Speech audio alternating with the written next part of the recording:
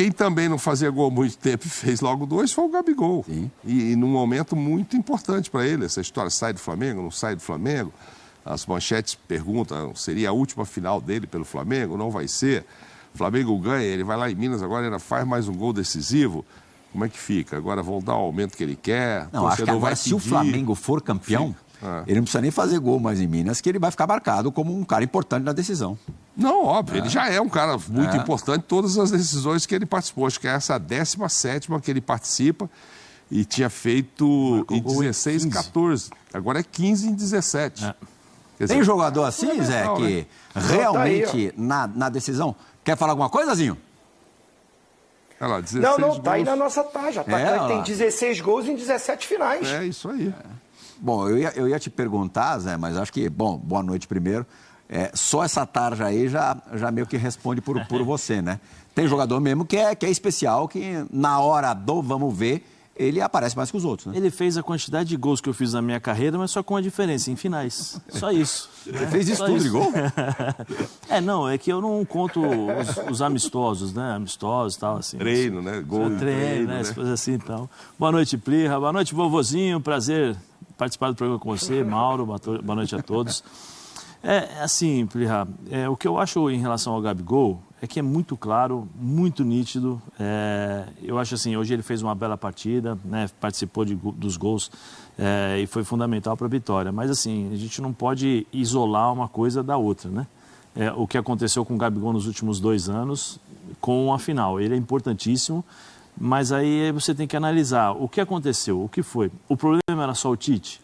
Não era. Eu acho que nesses últimos meses, o grande problema era o Tite já deixou bem claro não levá-lo na Copa do Mundo. Quando chega a primeira pergunta, o Tite fala, olha, eu conversei com ele, mostrei, o Gabigol fala, eu vou brigar com um jogador na minha posição, e aí o Pedro arrebenta, né? O Pedro, não dá para falar, mas o Pedro arrebentou durante o ano, era o artilheiro do Flamengo, não tinha como o Gabigol realmente sair, jogar na posição que ele queria, porque o Pedro estava muito bem. O Pedro se machuca, o Gabigol começa a receber chances com o Felipe Luiz, de começar jogando, de ter uma sequência de jogos e tal, e hoje eu acho que ele acaba marcando 2 gols e pode, e tenho certeza que se torna um dos jogadores mais importantes, mais do que ele já é, por conta da situação que ele vive. Renova, não renova, renova, não renova.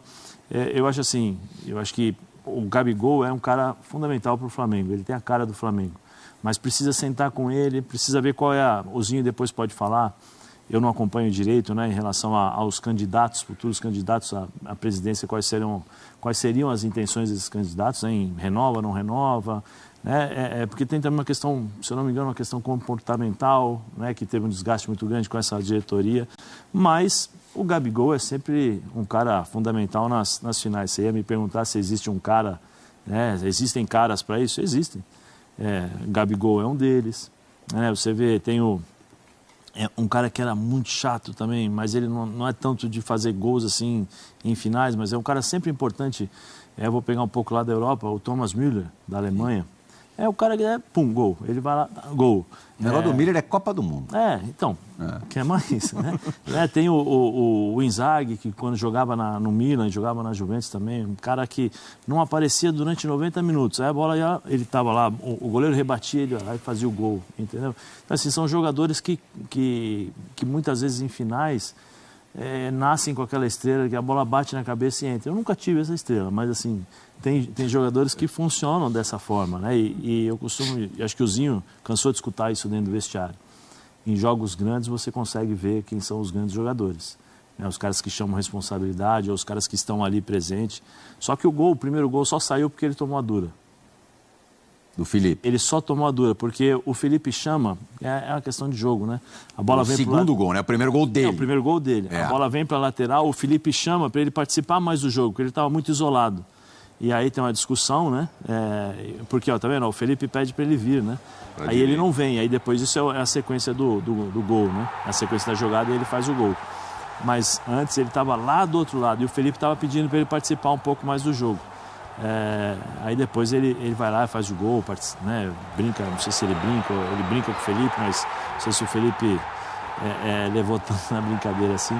Mas ele é um jogador fundamental. Eu acho que ele é muito daquilo que o torcedor flamenguista gosta. Um cara irreverente, um cara diferente, um cara que faz o gol realmente e que os torcedores vão para campo para assisti-lo, para ver o que ele vai fazer no jogo.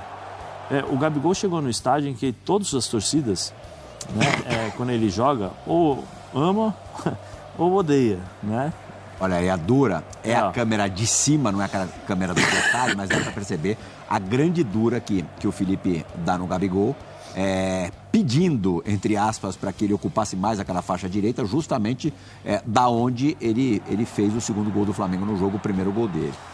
E o Gabigol, também deu para ver na câmera da transmissão do detalhe, no primeiro momento deu uma resmungada, deu uma xingadinha. O Gabigol fala pra ele assim, você só fala comigo, pô, né? Aí solta o... Só fala comigo. E aí depois ele até sinaliza com a cabeça que tá concordando com... Mas aí tem a dura do Gerson. O Gerson deu uma dura. Aí o Gerson tem a dura. Aí chega o presidente do vestiário. Nós temos o presidente aqui do nosso clube, mas chega o presidente do vestiário. Aí coloca ele um pouquinho... de novo com os pés no chão. Isso porque o Felipe e o Gabigol, enquanto atletas, eram muito próximos, muito amigos mesmo. E o que deve até ser mais complicado pro Felipe administrar, porque agora as funções são bem diferentes. Mas eu acho, Plihal, que aí não é o Felipe que tem que administrar, não. É o Gabigol que precisa entender que existe uma questão de hierarquia. Ele continua dando a bronca ali. O treinador é mais importante nesse sentido. Se o Gabigol realmente... é amigo, ele vai entender o Felipe e vai ficar quieto. Não, o Felipe agora ele é treinador. Se eu fizer isso, eu posso prejudicá-lo. O amigo, o cara que é parceiro, não, agora ele é meu treinador, eu tenho que respeitar. Fora do campo, na hora de tomar um vinho, tomar uma cerveja, não sei se eles bebem ou não, né? Aí sim, seu moleque, me respeita, né? Não, você é treinador e tal. Aí é uma questão pessoal entre eles, aí entra a amizade. Mas dentro do campo, dentro do estádio, o Gabigol tem que respeitar, especialmente o Felipe, por ter essa amizade, porque o Felipe está começando agora. É um desafio para o Felipe e o Gabigol precisa entender isso, que o Felipe precisa dele, precisa da ajuda do Gabigol justamente para isso, porque o Felipe está apostando nele. O Felipe bateu de frente com um monte de coisas, um monte de situações, e o Felipe falou, quem vai jogar é o Gabigol, eu gosto dele e eu preciso de um jogador com essa característica. Nessa parte, digamos, comportamental, eu imagino que o Zinho tenha vivido os dois lados da moeda. Tenha sido subordinado a quem já dividiu o campo como atleta, como companheiro de time, e o contrário, nas funções de gerente e depois como treinadorzinho, imagino que deva ter acontecido de você dirigir, mandar em quem era teu companheiro de campo. Como é que você se policiava nos dois sentidos?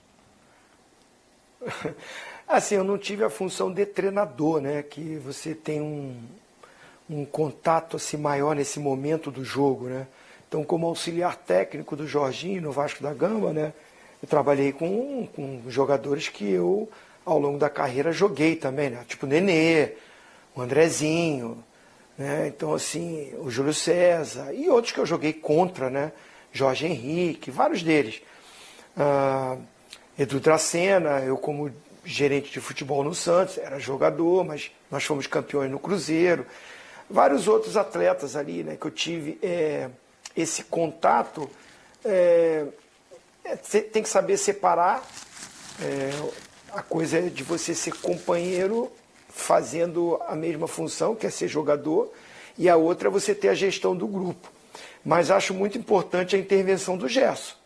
Me mostra uma liderança muito legal, muito boa, porque o Gabigol faz o gol e ele não deixa de colocar, cara, raciocina, pensa, cara, bota a cabeça no lugar, vai querer discutir com o cara, pô, se você tá jogando é por causa do cara, é ele que tá apostando em você e tá te orientando, tá te pedindo para fazer uma função porque foi treinado. O Flamengo jogou com 2 pontas, precisava dele mais como referência. Não era mais o Gabigol para sair, para vir dialogar na intermediária. Já tinha o Gerson e o Arrascaeta para fazer isso. E tinha jogadores para fazer o corredor. E se você for ver, o Alexandre muitas vezes veio por dentro. Por isso que o Flamengo ganhou o meio campo, né? O Alexandre vinha por dentro. O Wesley, às vezes, não estava só aberto, vinha por dentro.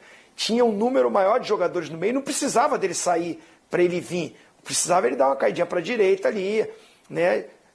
Em alguns momentos, mas mais eu entendo que pedir um posicionamento dele mais em cima do trio defensivo do Atlético. O Atlético, o Milito, quando não tem o Davidson e ainda tinha o Zarate voltando no banco, ele opta por jogar com o Arana mais à frente e o Rubens como um ala, vamos dizer assim. E o lado direito é ali o Scarpa pelo lado direito. Então, não tem muita gente no meio. O Paulinho que vinha ali um pouco, mas não é característica. Praticamente tinha 2 volantes, né? O Otávio e o Alan Franco, para tentar brigar com o meio campo. Tem Gerson, Arrascaeta, o Everton, o próprio Alexandre que vinha por dentro. O Flamengo ganhou esse meio campo. O Milito demorou de enxergar isso. Então a dura no Gabigol é muito para isso, cara. Não precisa você vir aqui, prende os caras na frente, se movimenta aí, mais na entrada da área.